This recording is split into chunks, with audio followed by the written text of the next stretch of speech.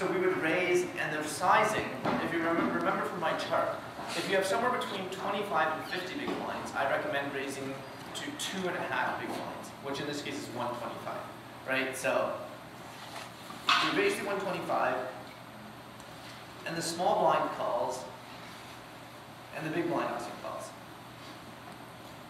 Okay, so this is the flop, and the small blind checks, and the big blind checks. Okay, so let's just talk about this for a second. Okay, so both blinds check. Okay, so there's sort of a convention where in general, post-flop, you usually check to the pre-flop raiser. So you're the pre-flop raiser, right? You're the one who raised the pre-flop. So the small blind and big blind usually will check to the pre-flop raiser. So why is this? So the thing is, the small blind and the big blind cannot really threaten to have a big pair on the spot. Because let's suppose the small blind had aces, right? If the small blind had aces, he probably wouldn't just call. He'd probably raise here. So same with the big blind. If the big blind had aces, he would just raise. So the point is, the small blind and the big blind can't really have aces. On the other hand, you could have aces, right? They don't have any proof that you don't have aces. You could easily have aces because you raised, and you would do that with aces. So the point is, if the small blind and big blind bet instead of checking to you, they usually leave themselves susceptible to get raised, and in general, it's not in their advantage to play a big pot because they can't really have aces while you can. So like on this board, there's just a lot more good hands that you can have instead of them. Because, you know, for them to have a good hand, they basically have to have something like pocket eights or pocket nines, which I mean obviously is a complete monster, but that's it basically for them. 9-8, only pocket deuces. But for you, you can have all the hands I just said, plus aces, kings, queens, jacks, etc. So usually it's conventional for everyone to check to the pre-flop raiser, regardless of what cards they have. So even if I was a small blind and I had pocket eights, I would check. Even though I have a really good hand, I would still check. And the reason is because all the other times when I have a bad hand, I'm going to check. So it's kind of obvious if when I have pocket eights as the small blind, I'm going to bet. So in general, it's sort of a convention for everyone to always check to the pre-flop raiser, no matter what cards you have. So this is not a complete rule at all, but in general, this is like a convention, and in general, it's correct. There are situations where you don't want to do this, but in general, it's correct. And for the reasons I just said. So even if I had a really good hand to small blind, I would still check. If I had pocket eights, I would check.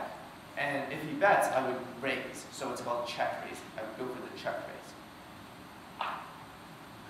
Okay, so now another thing that I see people do wrong a lot is betting too small post-flop. Okay, so usually when you're making a bet post-flop, you should bet about half the pot. So once again, it's the same sweet spot principles. So if you bet small, then your opponents can always call profitably. And if you bet big, you're risking a lot, right? Let's suppose it was this, and I bet 500 instead of 200. I'm risking a lot with no pair, right? So that's also. So you don't want to bet too small, you don't want to bet too big, you want to bet somewhere in the middle in the sweet spot. So it's the same principles. It's the same principles for why you don't want to bet too small or too big. And a good rule of thumb is always bet half the pot, regardless of whether it's the flop, the turn, or the river. I see too many people here bet 50 instead of 200. I see too many people just bet $50. And let's see what can happen when you bet just $50. So the thing is, if you're going to bet $50, then you're much better off just checking. Because if you bet $50, not only does the bet not accomplish much, because they have, if you bet 50 and do 375, they have 7.5 to 1 odds to call you. So it doesn't accomplish much, but even worse, it gives them a chance to check raise you. As you can see, this is what happened. Small blind and big blind both checked to me.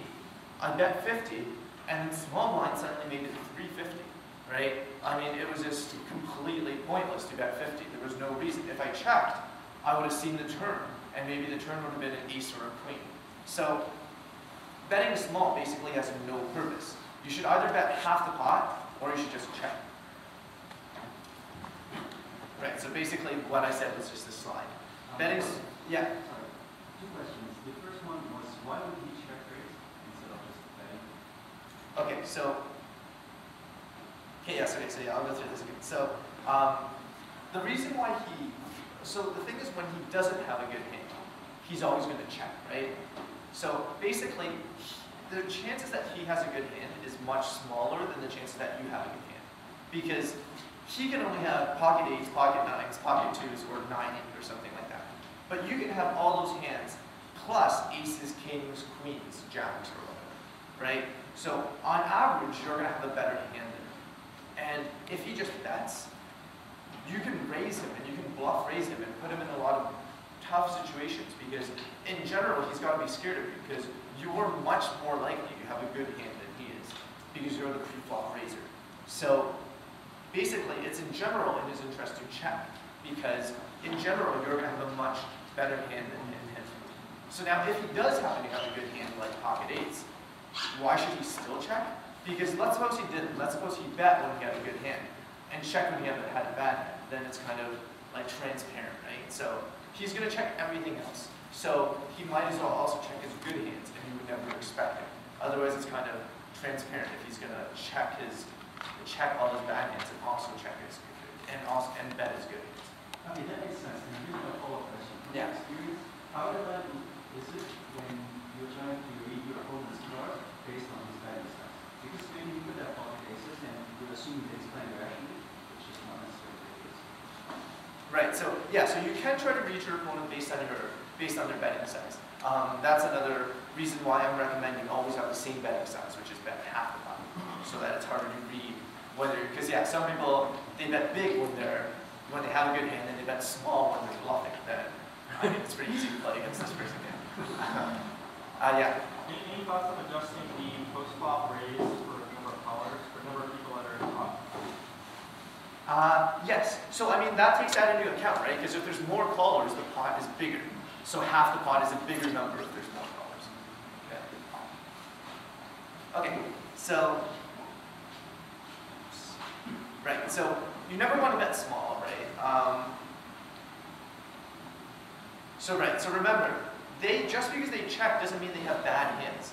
Usually they're always checking, regardless of what they have. So you could definitely get check raised if you bet small. So you might as well check and give yourself a chance to hit one of the 6 cards that help you, right? There's 3 aces left, 3 queens left that you could potentially have on the turn. So you might as well check and give yourself a chance to see it. In this case where you bet, you got check raised and now you basically have to fold and you just denied yourself the opportunity.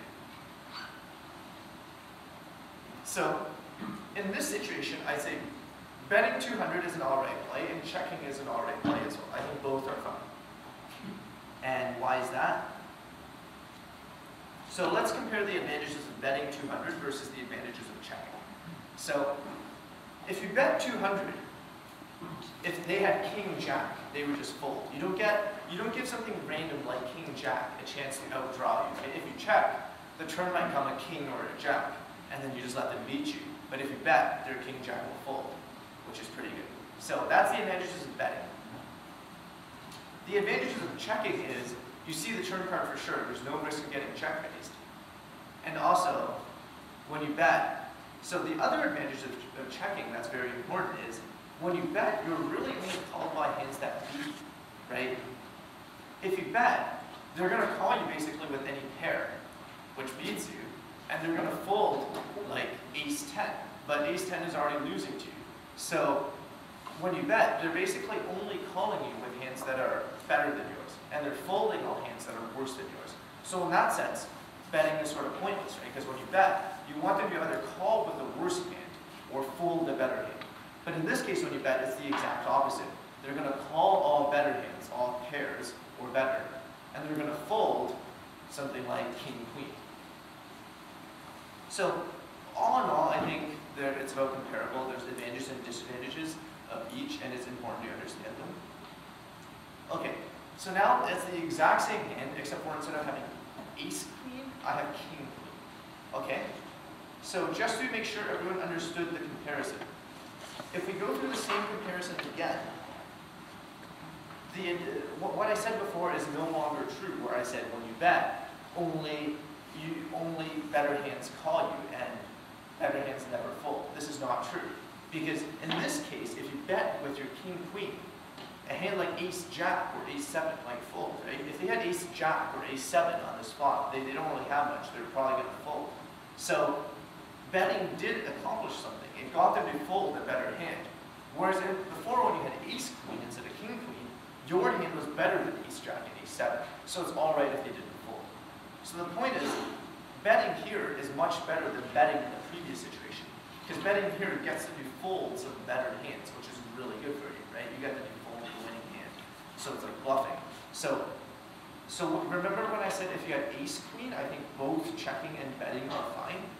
I think if you had king-queen, you should definitely bet to get them to fold other hands like ace-10, ace-jack. Okay. Now, what if we had queen-queen instead? So this is a very good hand. So let's go through the same chart. Advantages of betting, you don't, so the same thing. But now, your hand is so good that you're going to get some worse hands to call you, right? If you have pocket queens, they're probably going to call with 10-9, ace-8, pocket 5s. You get some worse hands to call you. And there's essentially no advantages of checking. So the correct play is clearly to bet 200. So this is essentially the fundamental theorem of poker, and it's sort of obvious, but just to make sure, I'm going to state it again. So what's the purpose of betting? The purpose of betting is to get them to call with the worse hand or fold a better hand, right? So basically, when you have a really good hand, you want to bet because they're going to call with weaker hands than yours and pay you. Also, when you have a really bad hand, you want to bet because you're going to get them to fold a hand that's better than yours, right? So if you have king-queen in that board, you want to bet because you're going to get them to fold ace-10. If you have queen-queen, you want to bet because you're going to get them to call with 10-9. With the middle hands in your range, you should check because by betting, they fold all weaker hands and call all better hands. So there's basically no point of betting. So if you had 7-7 in this spot, I would say you should definitely check. Because basically, when you get called, 90% of the time it's going to be because they have a 9 or an 8, which beats you. And you're basically going to fold everything else. So this is sort of a very generalized principle that I want to make sure everyone understands it because this is how you should think about betting. This is the whole point of poker, the whole point of betting. When you're betting, you're either trying to get a weaker hand to call you, which is what we call value betting, or trying to get value, or you're trying to get a better hand to fold, which is what we call bluffing. And with the hands that are neither too good nor too weak, you should usually just check. So this is a very general statement, but it's definitely like basically the fundamental theory of poker. So okay. All right. So a few more notes about betting in this spot. Don't bluff scary as hell flops, even if you have complete trash. So you know how I said if you have a really bad hand, you should always bet to try to get them to fold. But if the flop is 9-8-7, 3 hearts, they're basically never going to fold because everything's going to have some kind of flush draw or straight draw or pair or whatever. So when you have complete garbage on this board, you should just give up basically. You should just check even though you have a bad hand because yes, there's no point to bluff if the board is really scary. Another thing is don't try to bluff like 10 people. Like in this case, like there's 5 people in the hand. Even if the flop looks sort of safe, someone is going to have a 7 or have a flush draw or have like pocket 6s and they're just not going to fold. So don't try to bluff more than 3 people. There's basically no point. Like someone's going to have a decent hand. So remember those principles. Okay. So checkpoint. What did we just learn? We learned general theory of when you bet post-flop, the purposes of betting, and how big you should be betting post-flop. Okay, so now we're going to look at calling bets post-flop. And from what I saw, too many people are calling with hands way too weak. So unless your opponent bets extremely small, which they should hopefully no longer do after today's class, you should fold most of your hands to a half-pot bet. Okay, so we're going to study a lot of hands of this situation. So everyone folds the button. So you still have 40 big blinds. You're still 40 big blinds deep. That's still your stack size, 40 big blinds, right? 2,000 when the big blind's 50. And the button's going to raise to 125. and you're going to call 75. Okay, so all the hands I'm going to describe now are the same paradigm, where the button raises, you call, and you check the flop, like I said before, where you should check to the pre-flop raising. So, and we're going to assume he bets.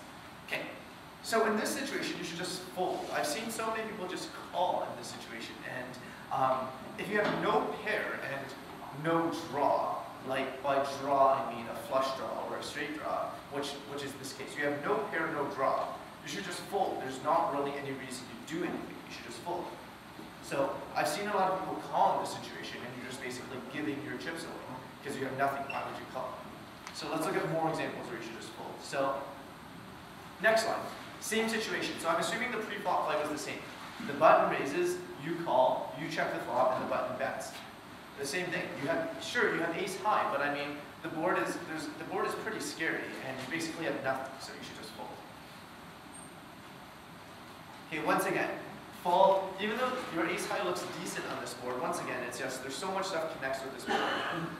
You should just, I mean, there's not really much you can do. Like when you have nothing, you should just fold. Basically, I know in the first class I gave an example of a hand where we had nothing and we raised as a bluff. I think I might have given a lot of people the wrong idea where you should just be bluffing all the time and never folding. No, you should just basically fold if you have nothing. So fold here.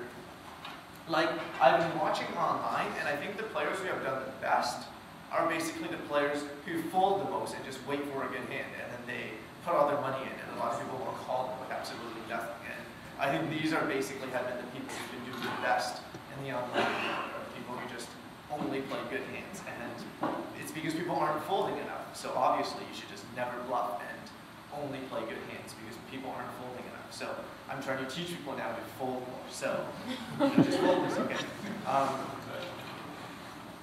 Right. So okay. So this is another example where you should fold. So you have bottom pair, but there's so many straight draws, flush draws, straights out there. Your hand is just not good, and like you basically can't do much because there's too high risk of another heart coming, or just so you should just fold. Same thing here. So here, you have 4 outs to a very good draw. If an 8 comes, you have a monster, right? You have a straight if an 8 comes. But the thing is, with only 4 cards, that's basically not good enough. Usually you need to let around like 8 or 9 cards that help you before your draw is good. So when you basically only have 1 card that can make a straight for you, we usually call that a gut shot. And in this case, I would just also fold because you're only praying for an 8 that you call. There's nothing really else going for your hand, so you should just fold. So here, you have an 8 out draw where a king gives you a straight and an 8 also gives you a straight. So that's pretty good, but I would still fold because if a king comes, he could easily have an ace, right? Players like aces. And if a king comes on the turn, even though you have a straight, an ace has a higher straight, right? So basically a king isn't necessarily a good card because there's a good chance your opponent will have an ace. And even when an 8 comes, you have a decent hand, but I mean, it's kind of obvious, like it's, if you're raised, it's kind of obvious, oh, I have a straight, right? Because it looks like you have a straight. So I would also fold in this situation because even if you have a good straight draw, it's just kind of transparent on this board. So, okay, this is another example where I would fold. So you called with pocket 5s, and the board comes Queen Jack 10. There's not really much you can do. Sure, you have a pair, but any other hand can. It's easy for him to also have a pair, or even if he doesn't, if he's got a king, he's got a ton of outs, right? He can hit a 9 or an ace or a king and beat you. So you basically did nothing. You just fold. Okay, so I just went through a lot of examples of where I see people call, where you should definitely be folding. So now you might ask me, okay, in these fold spots, what if I think bluff raising more? What if I raise instead? Okay, so this is an important point. The point is, the point of bluffing isn't to take a garbage hand, and you don't want to bluff with garbage hands. You want to bluff when you have some kind of outs, when you have some kind of draw, basically, like if you have a flush draw or something. So I'm going to talk more about this next class, but for now, just fold in all these spots. So I'm going to quickly scroll through them again. And another thing to note about all these examples I just gave is notice that in every situation, my hand pre-flop is not that bad. Like, really in this situation, if you had something like 7-6 offsuit, you should just be folding preflop. You need a decent hand to call preflop in the first place. And all the examples I gave of my hand are decent enough hands to call preflop. But anything much worse, I would probably just fold. So Queen 9 suited, I would call. Ace 9 offsuit, I would call. 7-9 suited, I would call. But yeah, all these flops I would fold.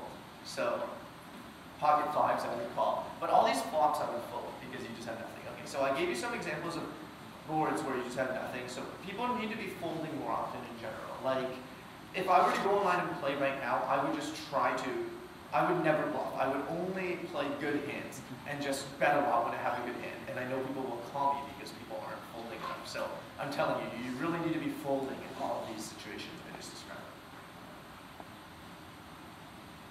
Okay, now let's look at some situations where a hand is good enough to call. So here I would call, because here I have ace 9, even though I only have ace 9 high, the flop is extremely safe in this case, where there's not really much he can have on it. So remember on the last case where I said you should fold ace 9 high, the board was king jack 8, or like 6-5-4. There's a lot more going on those flops than 7-3-3, right? Because if there's 2 3s out there, the chances that he has a 3 are very low. So essentially there's only one relevant card, which is a 7. So ace 9 high is a lot better here. Okay, I would call something like this. You have bottom pair on a pretty safe board. I would call that. Right? Before I said you should fold bottom pair, where you had ace 9 on queen of hearts, jack of hearts, 9 of hearts. This is a really bad situation for you. But in this case where you have a small pair, it's a lot better because there's no risk of a heart coming and just ruining the hand for you or something like that. So I would call here. Okay, I would call something like here. Even though the board is scary, you have a good pair. So I would call here. I would also call here. So I have king, queen on ace, king, 6.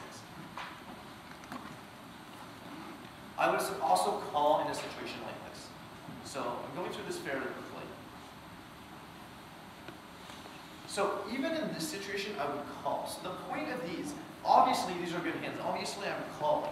But the point of the last couple of examples is you shouldn't be raising. Like your hand is not good enough to raise in any of these situations. And I've seen a lot of people raise and put other money in these situations where your hand just isn't that good. It's definitely pretty good and good enough to call, but not good enough to raise and put all your money in. So in this, so the important thing to take away from these examples isn't that you should be calling. It's that obviously you should be calling because you have a pretty good hand. But the point is you shouldn't be raising. Your hand is not good enough to raise. Okay, so call here with second pair. So when I say second pair, I mean, so usually you call the top pair, second pair, bottom pair, or top pair, middle pair, bottom pair. Where top pair means the highest pair possible. Second pair means the king, pair of kings. And bottom pair means a pair of 6s. Okay. So the point is, none of these cases is your hand really good enough to raise. So that's an important takeaway. Even in this case, when you have top pair, if your other card is too small, like a 6, it's just too easy to lose to like ace 10 or ace queen or something. So in all of these situations, I would call. Even in a situation like this, where I have top pair, and I have the best possible kicker, right? I have the top pair jack with an ace kicker. It's still kind of scary that I usually would still only call because on a jack 10-9 flop, they can just have jack 10, 10-9, jack 9, 8-7, queen 8, king queen. A lot of hands that beat you because there's straights and stuff like that. So I would still just call. So even on a board like this, I would still just call if I had pocket 6s because there's not much you get paid off by if you raise. That's worse, and they can easily have a bigger pair. So yeah, so the point is these calling hands are obviously pretty good, but none of them are really good enough to raise. So, okay, I don't think I'm going to scroll through them again. So the thing is, if you raise, you give the button an opportunity to re-raise all in, and you either have to fold a good hand, or call and have your hand not be good enough, both of which are terrible situations. So the purpose of calling instead of raising one of these medium strength hands is you keep this pot size under control. So another note is, with these call hands, when you call the flop, if he proceeds to bet the turn and bet the river, assuming your hand doesn't get any better, you should probably fold by the river. And I see a lot of people just call and call and call and call and call, and then you never fold, even though your opponent keeps betting, telling you that they have a good hand. So let's say this example, right? So I'm saying you should call the flop, and let's say the turn is just a like a deuce, something that's very irrelevant, a deuce of hearts, and you check and he bets again, and you call again, and then the river, let's say, is another deuce, and you check again and he bets again, and then you call again. And I see a lot of people do this. So if your hand isn't good enough to raise on the flop, it probably isn't good enough to call the turn and call the river if they keep betting, right? If your opponent bets the flop, bets the turn, bets the river, then your second pair is probably not good enough. So all the hands that I said you should just call, you should call the flop, and you should fold by the river if your opponent bets the flop, bets the turn, bets the river, because your opponent probably has a better hand than you if they bet all 3 times. So I'm just trying to give people an idea of how good certain hands are in certain spots, and whether it's worth raising or calling or, okay, so now just how good does my hand have to be to raise? So all these examples, like I said, in general, people are putting in too much money with bad hands. And so you're asking me, okay, all these hands seem like good hands, but they're not good enough to raise. So how good does my hand have to be? And a reasonable rule of thumb is you should have 2 pair or better. So, okay, so this does not count as 2 pair, right? So when I say 2 pair or better, I mean like where both of your cards pair to the board. So because in this case, even though you have 2 pair, if they have pocket 8s, they have a better 2 pair. So, and obviously, you need to take what I said with a grain of salt, right? So if you have 9-7 here, this is not a very good hand because any heart beats it, right? So you shouldn't go all in with 9-7 when there's 4 hearts. Like similarly here, this is not a very good 2 pair because any 4 or any 9 beats you, or any 2 hearts beats you. Okay, so now let's look at some situations where you actually can raise. So let's look at some hands that are actually good. Okay, so this is about as good a situation as you can get when you have a small pair and you hit a third of your small pair. So usually we call such hands sets. Usually that's a term. I know a million different things are also called sets, but usually we call these things sets. So this is actually a good hand. Okay, so before, all the examples of the calling hands I showed you are not good hands. You shouldn't be putting in all your money. I mean, you can call and win the pot sometimes, but I'm talking about hands that are worth all your money. And this is a hand that's worth all your money. Like, this is just a complete monster hand, right? So you're only losing your pocket 8s and pocket 10s. You're beating everything else. You're beating 10-8. You're beating pocket aces. You're beating everything else. So this is a very good situation. And it's even better because there's a good chance that your opponent will have a 10 or something, right? So, because if you have pocket 10s, even though that's a better hand, it's harder for you to get money from your opponent because you already have 2 of the 10s out there. It's hard for your opponent to have a 10. But in this case, when you have bottom set, so this is why, so this hand we call bottom set. And usually bottom set is a very, very good situation. And because you have a really good hand, and it's also likely for your opponent to have a good hand that's worse than yours. Okay, so here if you have 3 of a kind like this, it's a lot worse, but you still have a good enough hand that I would raise and put all your money in. In this specific situation, I think just calling is okay as part of like a trap, because by raising, it looks kind of like you have an ace because there's not much else you can have when you raise. So it's kind of makes your hand obvious if you raise. And also you're not really scared of too many turn cards that could come. So I think just calling here is also alright. But definitely in this situation, I would be willing to put all my money in. So with 3 of a kinds, you can put all your money in basically. Okay, so in this situation, obviously I have the best possible hand. I'm willing to put all my money in. Once again, in this situation, I wouldn't mind just calling, because you're really not afraid of many turn cards and you can kind of trick your opponent.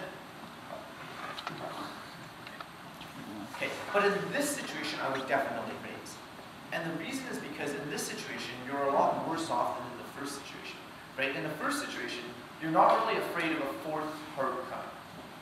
But in this situation, if a fourth heart comes, your hand is suddenly not very good. I mean, it's still pretty good, but it's not nowhere near as good as it was. Like if the turn is, say, the deuce of hearts, then any heart higher than a 6 will beat, right?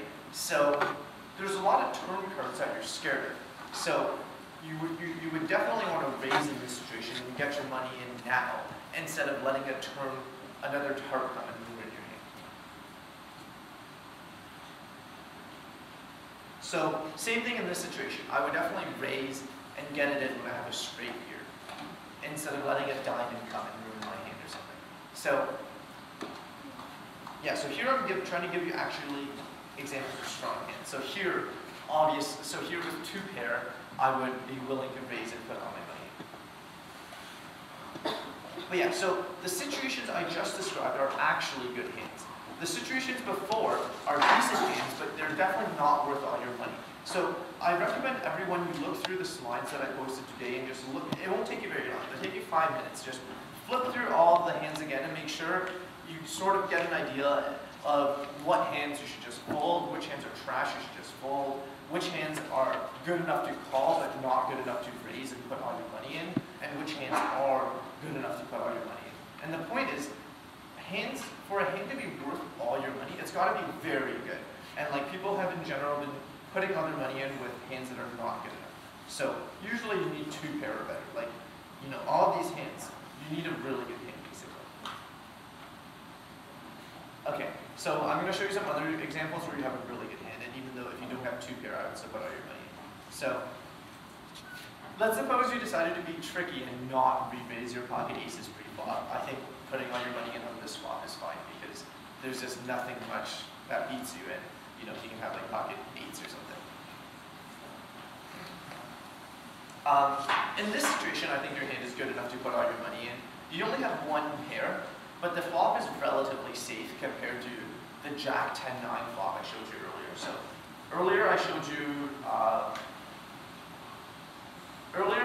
this flop where I said I wouldn't be willing to put all my money in, but this flop is a lot safer because there's less straights, and he's also less likely to have 2 pair, right? Because he's probably not raising deuce 7, so he's probably not going to have 2 pair with 2s and 7s. Or in the previous case, it's more likely he'll have 2 pair. So I think raising here is okay.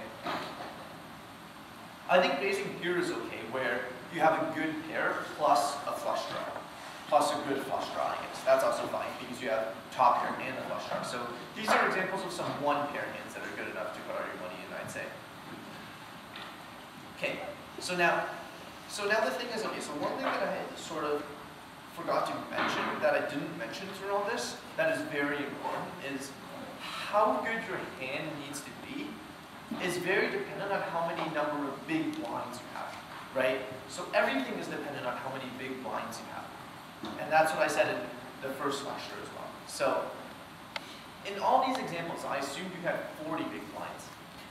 But if you have fewer than 40 big blinds, then you can put all your money in with a lot weaker of a hand, right? Because you're risking less. So let's say you only have 1250 instead of 2,000 chips. Okay, so before we started with 2,000 chips. Now I'm going to assume you only started with 1250, so you only have about 25 big blinds. So it's still the same situation. The button raises and you call. So why did the button raise to 100 instead of 125?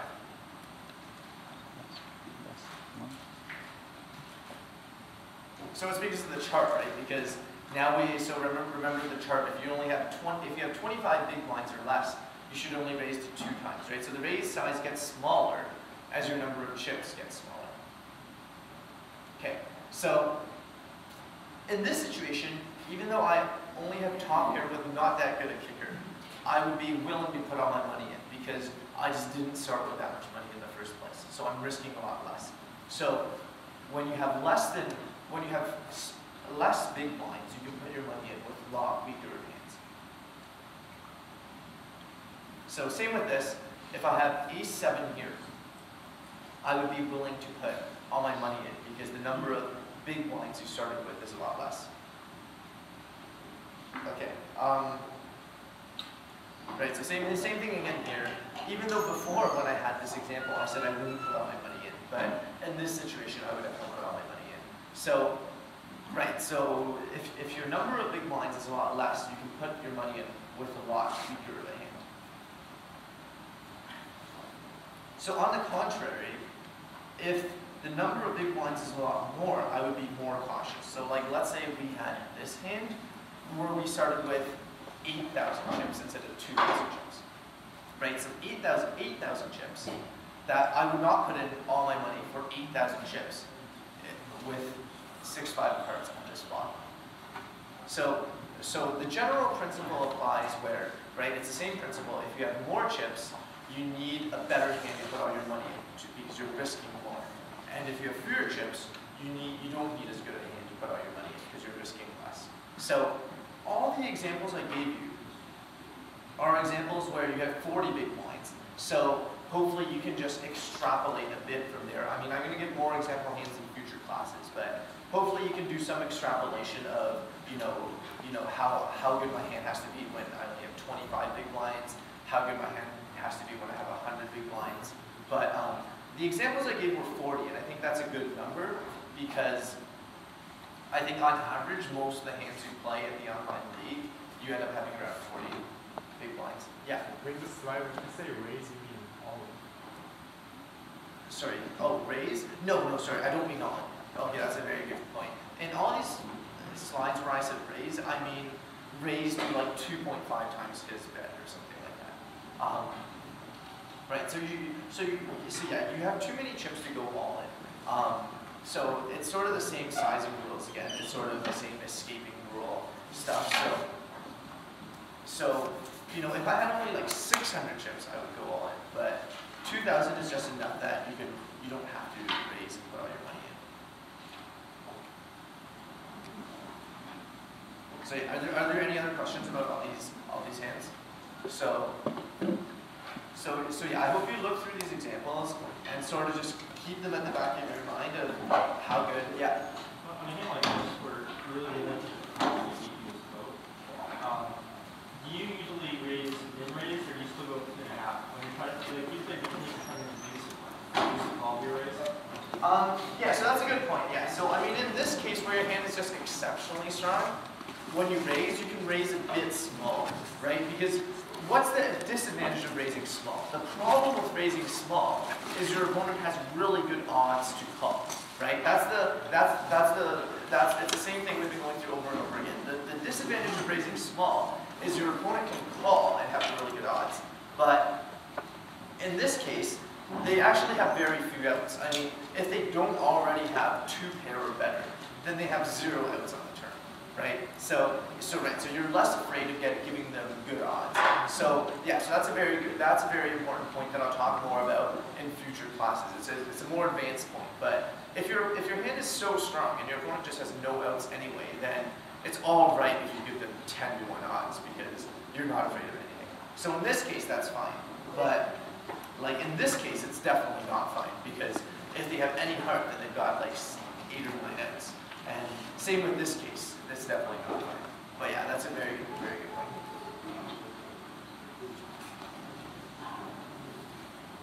Okay, so next class we're going to talk more about bluffing. So this class I mostly only talked about good hands and how good your hand needs to be to get all your money in. Next class I'm going to talk more about bluffing and draws and implied odds versus implied odds. So, okay, so one last thing I wanted to say was just dealing with boredom. So once again, like I said, people are playing too high a percentage of hands. So what I recommend is you chat with people about the hands at your table. So I saw a lot of people talking and having a good time. That was good. I think people should do more of that. Or you can multi-table. I sent an email about playing cash games at the same time as your tournaments. Or you multitask, or you read the slides while you play. But if you get bored easily, do something while you're playing poker. Don't play a bad hand and get home with a bad hand just because you're bored. So even though we're not playing for real money, you should try to take this seriously, because I assume you're in this class because you want to learn how to play poker, right? So you should practice and try to take this seriously. Don't throw your money around because you're bored, because it's not real money. So yeah, so I highly encourage people to chat about the hands, talk about the hands, and stuff like that, and that way you don't get bored and play too many hands. Because right now, it seems like people are just bored with playing too many hands. So yeah, so I'm going to announce the exact prizes later, but there will be some prizes for people who have a high point poker game. So just to discourage people from playing every tournament, going all in every hand and just playing randomly. So yeah, so I hope people, every tournament you play, you should be trying your hardest, not just being good. Okay, cool, thanks.